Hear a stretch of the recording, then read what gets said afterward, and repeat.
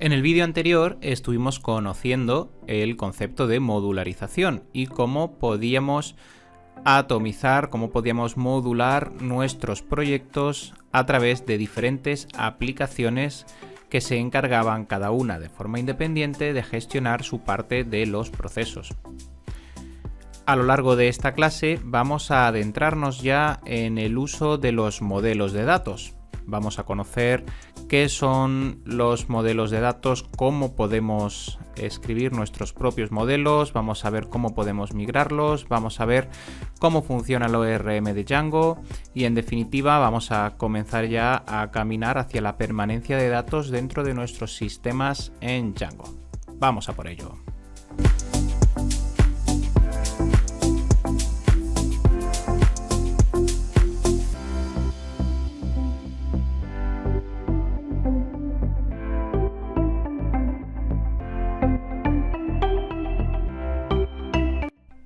Bien, estamos ya de vuelta en nuestro editor de código y lo que vamos a realizar ahora es la construcción de nuestros diferentes elementos de modelos. Es decir, vamos a hacer nuestros primeros modelos de datos. Si recordamos, estuvimos hablando que los modelos van a ser elementos que van a estar representando datos que el ORM se va a encargar de gestionar dentro de nuestro motor de bases de datos, dentro de nuestro sistema de permanencia de datos.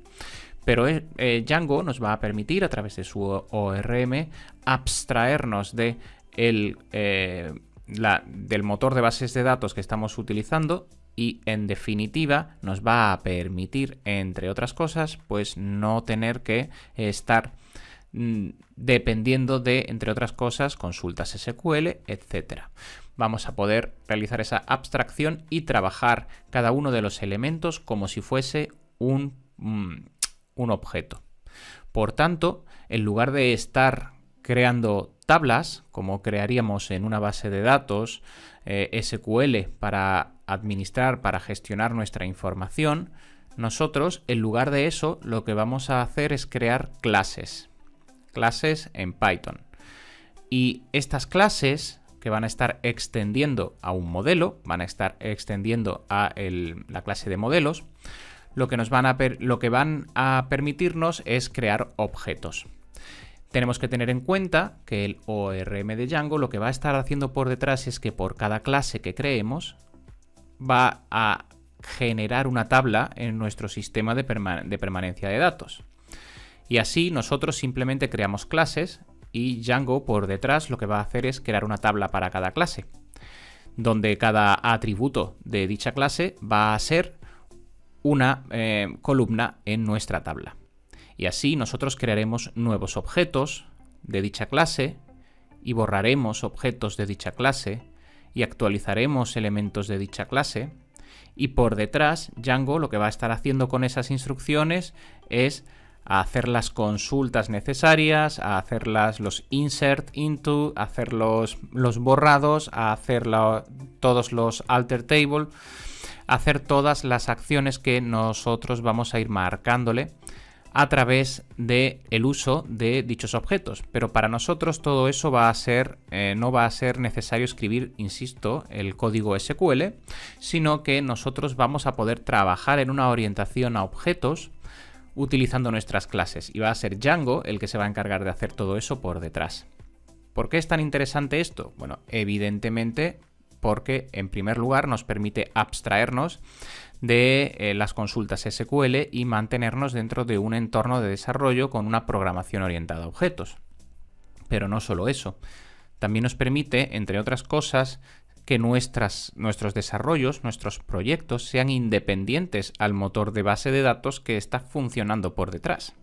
Es decir, yo puedo hacer este proyecto por ejemplo, inicialmente puedo hacerlo para PostgreSQL, pero si mañana mi código, mi proyecto quiere instalarse en otro lugar, en otro hosting, con otro cliente, y ese cliente, en lugar de usar PostgreSQL, quiere usar Oracle, pues va a poder hacerlo sin ningún problema si nosotros no vamos a tener que hacer ninguna modificación en nuestro código, porque nuestro código, nuestro proyecto en Django va a ser independiente al motor de bases de datos que va a estar funcionando, y siempre y cuando sea un motor de bases de datos soportado por Django, a nosotros lo único que nos va a afectar es que en nuestro settings.py pues vamos a tener que indicarle cuál es el que queremos utilizar. Por defecto estamos usando SQLite 3, pero podría ser Postgre, podría ser MySQL, podría ser Oracle. En definitiva, podríamos indicar, lo único que nos afectaría sería modificar las variables de entorno en nuestro settings.py. Es una de las grandes ventajas. Muy bien, pues sabido esto, vamos a comenzar a escribir nuestros primeros modelos. Y para ello podemos hacer uso del proyecto que creamos anteriormente de modularización. Vamos a hacer uso de él. Para ello voy a adentrarme en dicho directorio. Y una vez estoy ahí, voy a comprobar de que lo tengo instalado. El paquete de comentarios, la aplicación de comentarios.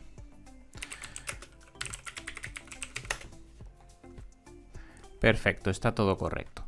Pues vamos entonces a trabajar sobre los comentarios. Supongamos que esta aplicación, pues lo que va a estar realizando es inicialmente vamos a hacer el ejemplo más sencillo posible y desde ahí vamos a ir ampliando la información. Vamos a suponer de que nuestra aplicación de comentarios va a necesitar pues un comentario para funcionar. Vamos a empezar, como decía, por el ejemplo más sencillo. Pues, ¿qué es lo que tenemos que hacer? Pues vamos a modelar los datos, es el objetivo.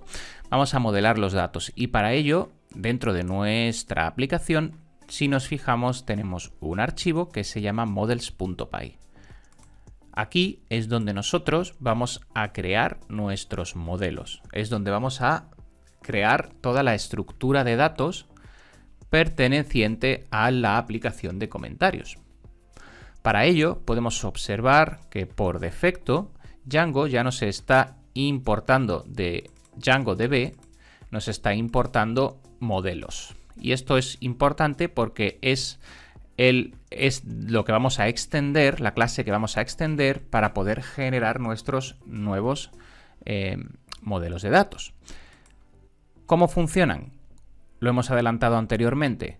Cada modelo es una clase. Así pues, lo que vamos a estar haciendo es definir clases en Python. Y vamos a comenzar por una.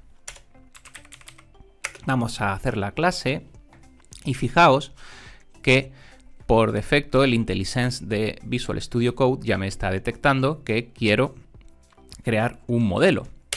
Vamos a darle para que podamos verlo y que efectivamente nos lo genera. Yo no voy a usar el Unicode. Si observamos, es una clase normal, es decir, es una clase de Python al uso. Esto del curso de Python seguro que ya lo tenemos más que interiorizado. Vamos a darle un nombre y yo voy a darle el nombre, pues por ejemplo, voy a llamarla comments. Estoy un poco mezclando aquí inglés y español, no importa. Vamos a llamarla la clase comments y esta clase va a estar extendiendo al modelo de models.model. Y a partir de aquí lo que vamos a hacer es construir cada uno de los elementos. ¿Qué va a hacer Django cuando migremos todo esto? Pues va a detectar la clase comments y lo que va a hacer es crear en nuestra base de datos una tabla que se llame comments.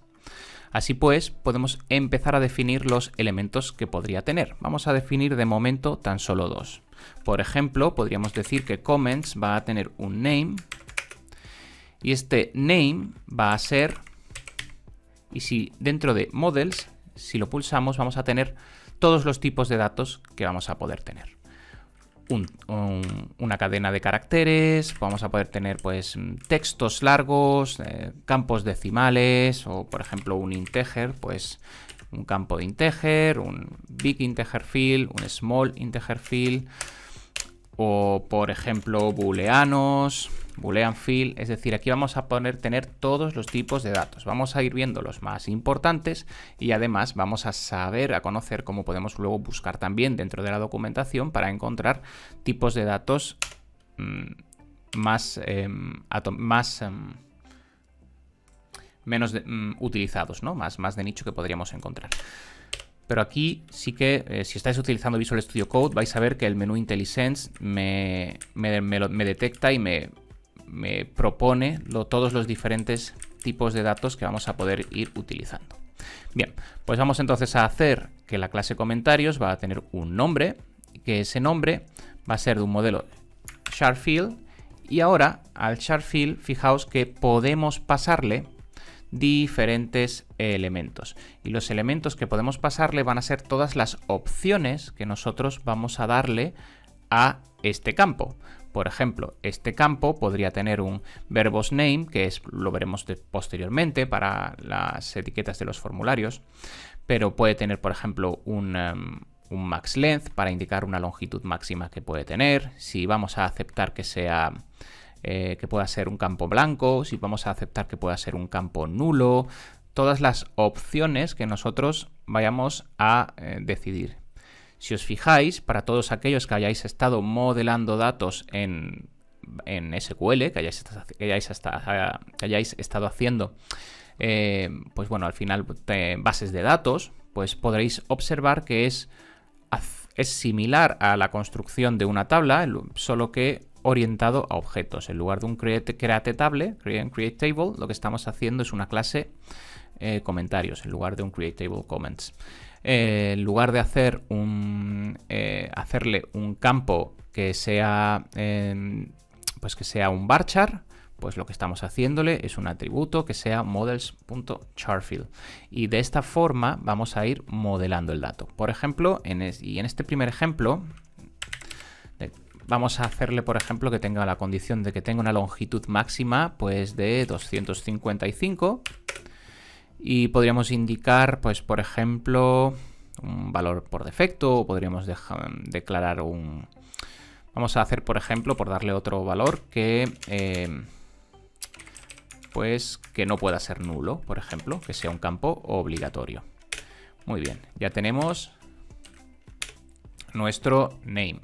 Y ahora vamos a continuar y, por ejemplo, vamos a darle ahora por ejemplo, que el comentario pues esté haciendo una valoración y que pueda darle una puntuación. Pues entonces vamos a hacer otro valor que sea, por ejemplo, score. Y este pues sería un models integer field. Y pues por ejemplo vamos a darle que por defecto el valor va a ser 3. Si no lo introduce, la valoración va a ser 3. Y además pues podríamos tener un comentario en sí. Vamos a llamarlo comment.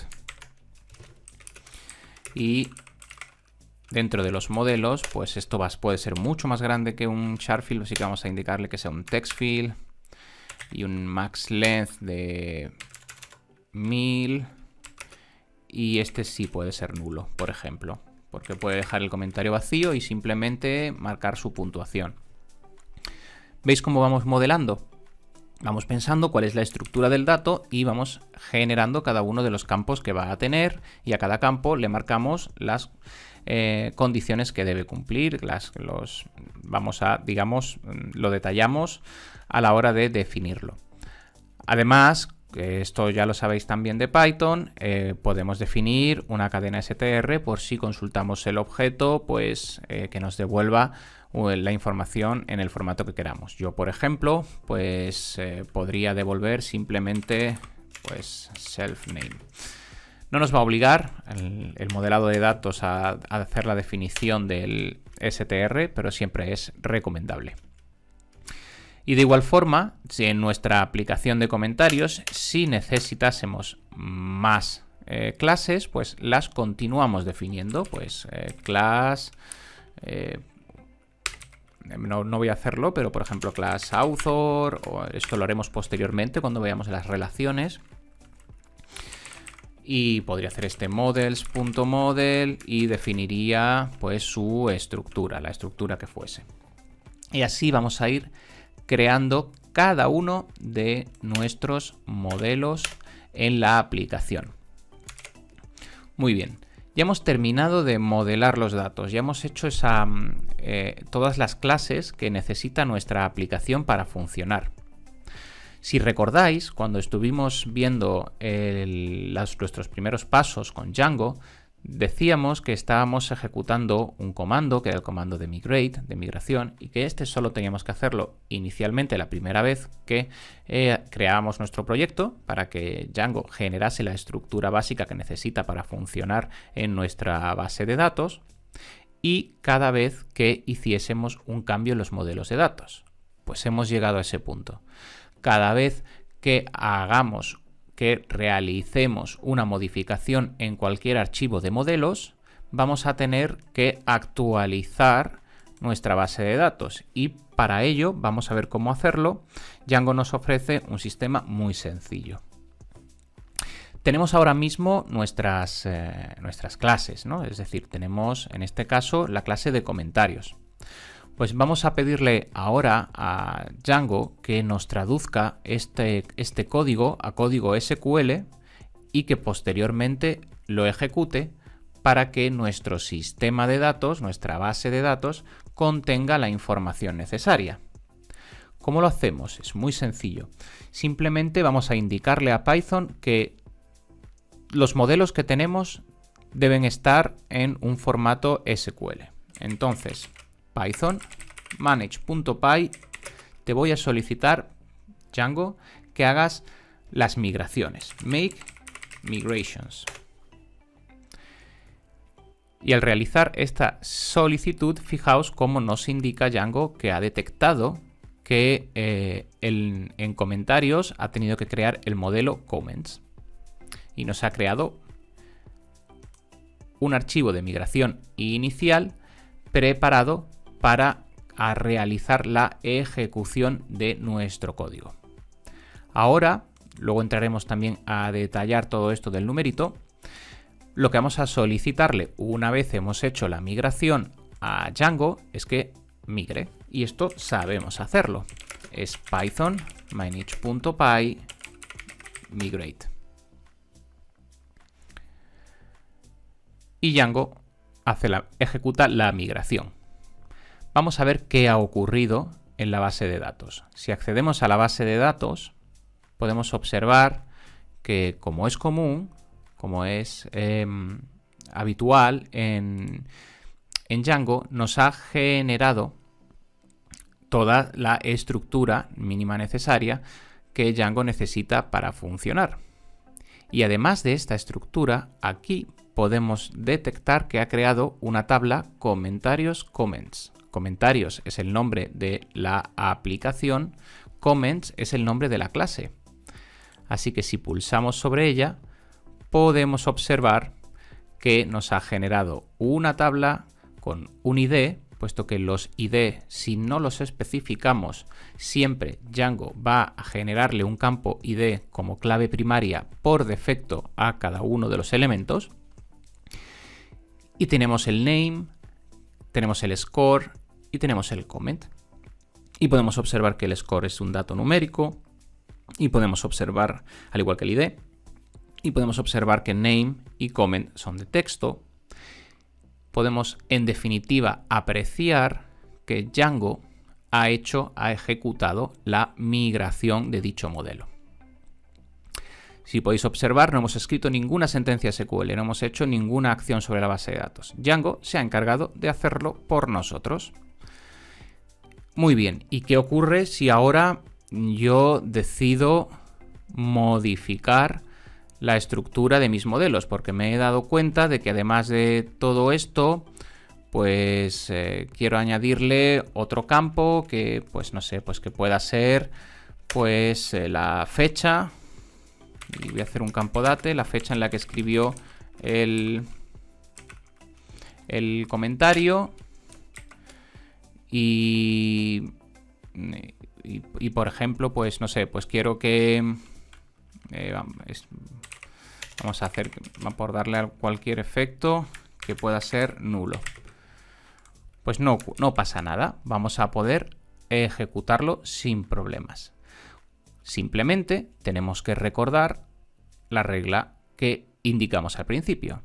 cada vez que haga una modificación en los modelos, voy a necesitar comunicarlo. Y voy a tener que, por ende, Python manage.py make migrations para que me haga los archivos de migración. Fijaos cómo me indica que ha preparado un archivo de ha detectado que ha habido una modificación en este modelo y ha creado un archivo de migración que se va a encargar de añadir el campo date a comments. Perfecto, es exactamente lo que hemos hecho. Y una vez hecho esto, Python manage.py migrate. Y ejecutamos los archivos de migración que hemos creado. Y si ahora volvemos a nuestra base de datos, pues podemos observar que en la tabla de comentarios comments se ha añadido un nuevo campo de tipo fecha. Si os fijáis, además no hemos tenido que hacer ninguna especificación, no hemos tenido que decirle que vamos a hacer la alteración de una tabla, nada. Todo esto lo hace el ORM por nosotros y nosotros simplemente tenemos que preocuparnos de trabajar con los clases y los objetos. Un punto importante a destacar a la hora de hacer modificaciones sobre un modelo es que no podemos comprometer la integridad del sistema de datos. ¿A qué me refiero con esto?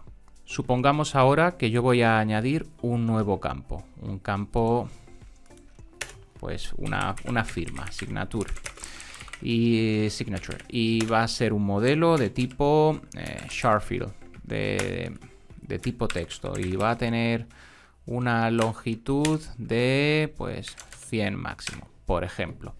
Y ahora creo este campo, pero este campo no he especificado que puede ser nulo, como ha ocurrido en el caso anterior. Entonces, ¿qué ocurre? Que al añadir este campo a nuestro modelo, podemos estar comprometiendo la integridad de los datos, puesto que si yo estoy creando un dato que no puede ser nulo y yo previamente en el sistema ya he introducido datos, los datos que previamente haya introducido podrían darnos comportamientos inesperados, puesto que posteriormente he añadido un campo nuevo y ese campo no puede ser nulo y sin embargo todos los datos que previamente haya introducido antes de colocar este campo van a tener ese campo en nulo porque no existía cuando se crearon esos datos. Entonces, para esto, cuando lo hagamos, Django nos va a avisar. Vamos a comprobarlo. Yo hago ahora un Python manage.py y le solicito el make migrations. Y fijaos, me lo ha detectado y me ha dicho que es imposible añadir un campo que no es nulo, que no puede ser nulo, el campo signature, el campo de firma, a los comentarios sin especificarle un valor por defecto. Esto es porque la base de datos va a necesitar algo para poblar las filas existentes actualmente. Así que, por favor, seleccióname una de estas dos opciones. 1. Provee un valor por defecto ahora o, digamos, quita, es decir, cancela y añade manualmente dicho valor. Yo siempre voy a recomendar que lo hagamos manualmente. Podríamos entonces decir que puede ser nulo o añadirle un valor por defecto.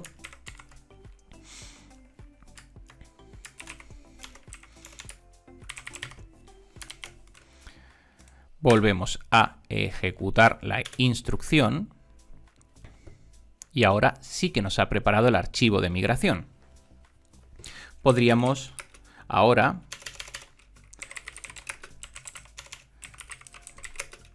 migrar todo el contenido y una vez más, si acudimos a nuestra base de datos, vamos a observar que se han aplicado los cambios y que ahora la tabla contiene esta firma. Un punto a entender es cómo consigue Django entender todo lo que yo voy haciendo en el modelo, cómo este ORM me puede funcionar de tal forma de que me va haciendo toda esta traducción sin generarme errores. Para ello es interesante conocer que cada vez que hacemos un archivo de migración nos genera dentro de la carpeta Migrations un nuevo archivo .py.